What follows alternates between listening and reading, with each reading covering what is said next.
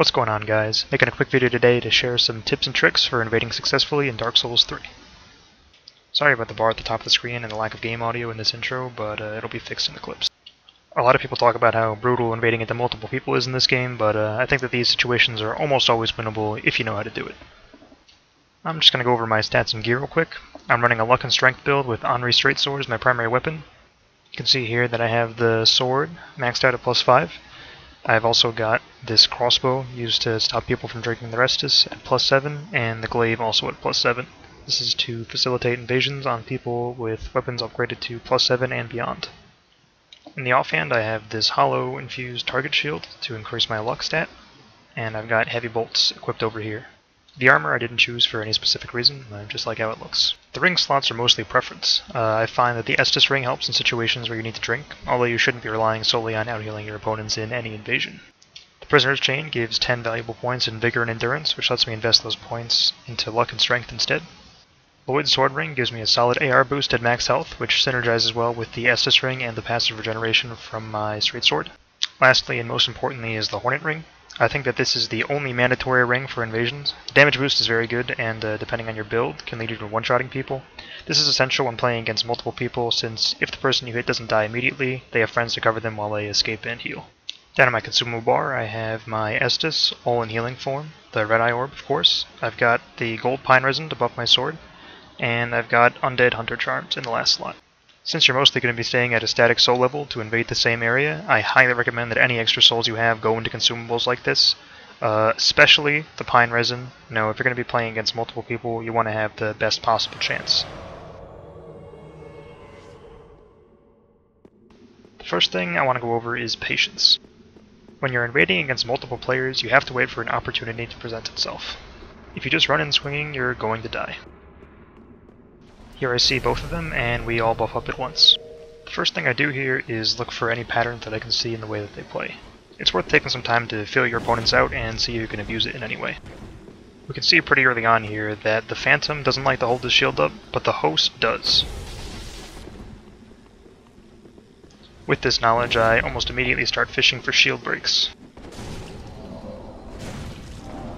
You should always treat your Estus as a resource. Don't be afraid to use it all up. You're not going to beat them in a drawn-out healing fight, because the host will always have twice as much Estus as you do. The host keeps his shield up whenever he approaches me, and here I see the Phantom go for some sort of shield bash, and I pop his shield and riposte. By waiting patiently and crossing them up with dodge rolls, I'm able to eventually get an opportunity to kill the host in one hit. Here I again invade into two people.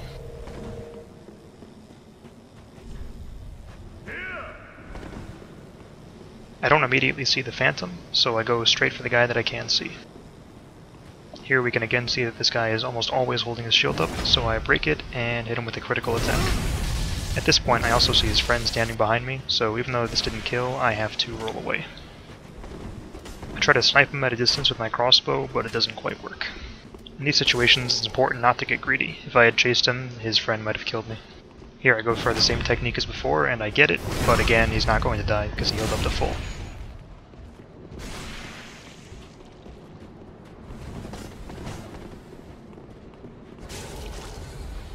At this point I realize that what I'm doing isn't going to work, and I decide to look for an opportunity to kill the Phantom instead.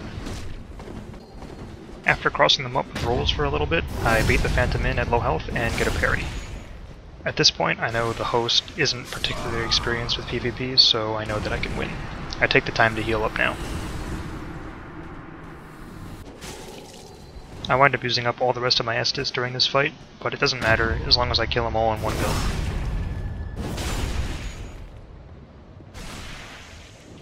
Without a Phantom to cover his get-up, I'm able to follow him with my charged R2 and get the kill.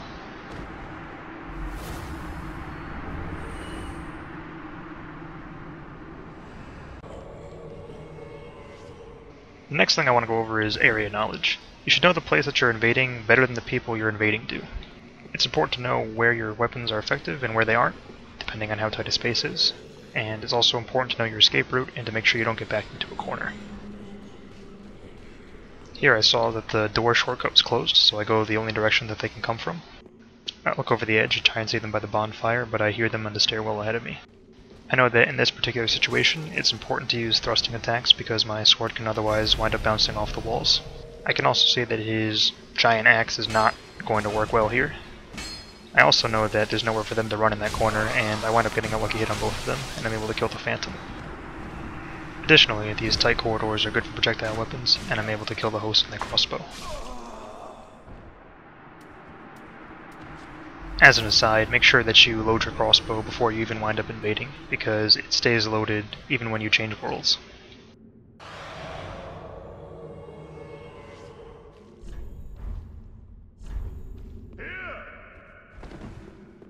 Here we have a less common situation as to where the host is located.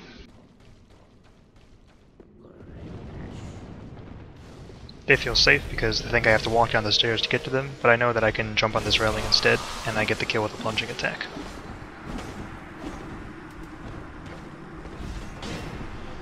I barely use rolls to escape and heal, and then I parry the host and get the kill. As you probably noticed, the theme is to kill one person as fast as possible and try and get it down to a 1v1, because these are much more easily manageable.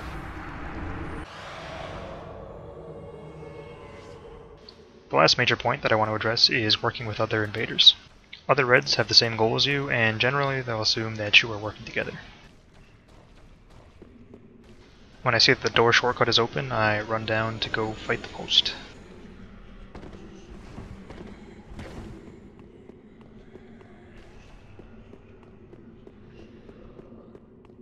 I just barely see the other Red Phantom, so I run down to help him as fast as I can.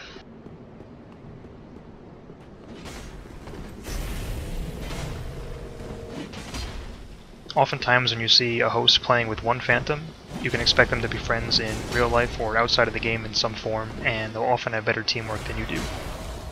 The most important thing to do is make sure you back your friend up, and don't let him get double teamed. If you get pummeled by two people at once, it's very easy to die very quickly. The host and the Phantom often teamed up on both of us at once, and the other person would heal and then try and jump back into the fray. I accidentally hit my friend here, but it's absolutely worth it because I wind up hitting them a total of 4 times, 2 each. We have them both in the run now, and with this guy at low health, I do my best to make sure he doesn't get the heal again. In this game it's almost impossible to stop people from getting away, but by keeping up the pressure I make him waste a ton of Estus. Hitting with your R1 attack usually means that you can hit with the second as well, so make sure you get all the follow-ups that you can. Here I get off my full glaive combo on this guy, but unfortunately I forgot to keep my crossbow loaded. I still wind up trading one hit to get the kill. At this point I think that the host is dead, so I do a patches squat to watch my friend fight.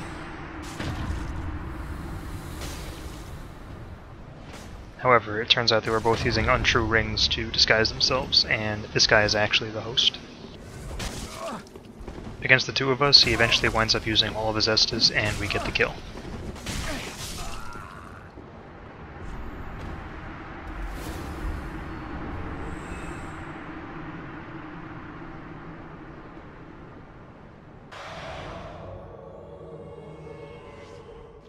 I've been putting 2 clips for everything, so I'll put another 2-person invasion here.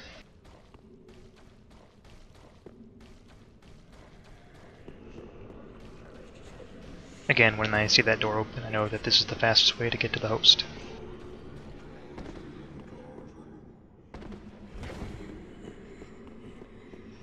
Unlike in the last clip, I'm the first invader in the world this time. The second guy doesn't come until later.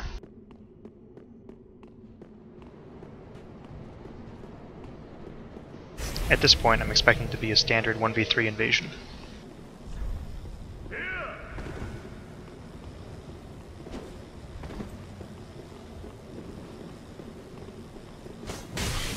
Here you can see I go too aggressive, too fast. I take some early damage and almost roll off and die. These Estus strings might seem unsafe, but as long as you wind up with more health than you did when you started, it's just fine. Here I see that the other invader has arrived, and I try to make my way over to where he would be.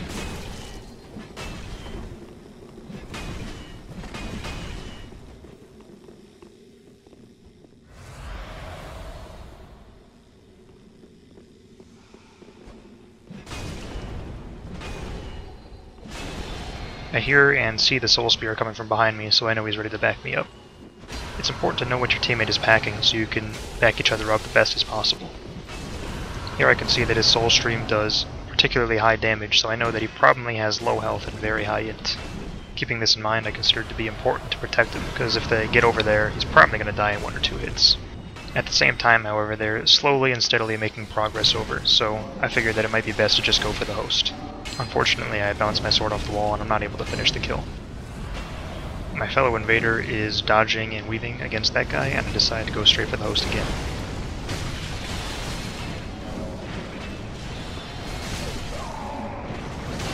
As I chase down the host, his phantoms start to chase me, but then the other invader takes care of them. The phantom range of my glaive as well as my crossbow are able to clean up the kill, and we both come out of it alive.